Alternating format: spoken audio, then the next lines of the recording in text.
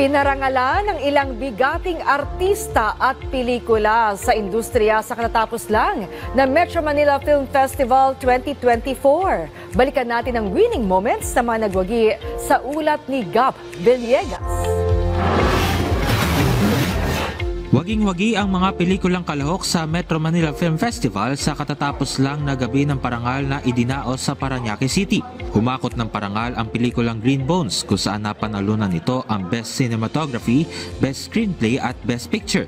Nasungkit naman ng mga bida ng pelikula na sina Dennis Trillo at Ruro Madrid ang Best Actor at Best Supporting Actor Award, habang nasungkit naman ng child star na si Sienna Stevens ang Best Child Performer Award.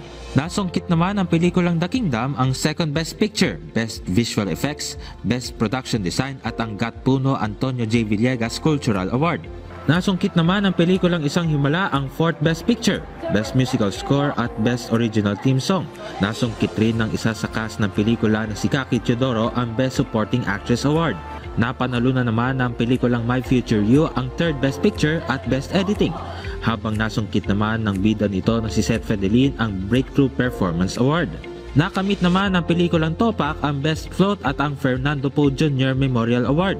Nakamit naman ng pelikulang And the Breadwinner Is ang Gender Sensitivity Award, habang ginawaran naman ng Special Jury Citation ang komedyanteng si Vice Ganda na bida sa nasabing pelikula.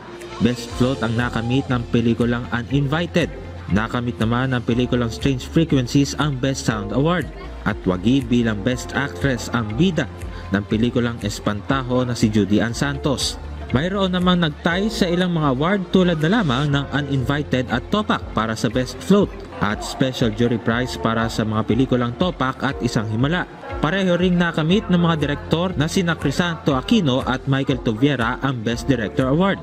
Ginawaran naman ng Lifetime Achievement Award si dating Pangulong Joseph Ejercito Estrada dahil sa pagiging ama ng MMFF. Para naman kay MMDA Chairperson Don Artes, naging bahagi na ng kulturang Pilipino ang MMFF, kung saan pinapakita nito ang talento at pagiging malikhain ng mga manggagawang nasa harap at likod ng kamera. Isa itong tradisyon na minamahal ng bawat pamilyang Pilipino na nagtitipon-tipon upang manood ng pelikula tuwing Pasko. Ang gintong taong ito ay paalala kung gaano kalayo na ang ating narating sa pagpapalago ng industriya ng pelikulang Pilipino. Ang Best Actor naman na si Dennis Trillo, lubos ang naging pasasalamat sa nakamit na parangal. Sana po sa pamamagitan ng mga parangal na to ay mahikayat natin yung mga manonood na mas tangkilikin pa yung pelikulang Pilipino, lalo na ngayon dahil napaka-special ng mga entries sa 50th anniversary ng Metro Manila Film Fest.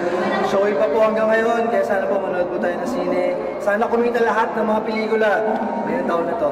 Gab Villegas para sa Pambansang TV sa Bagong Pilipinas.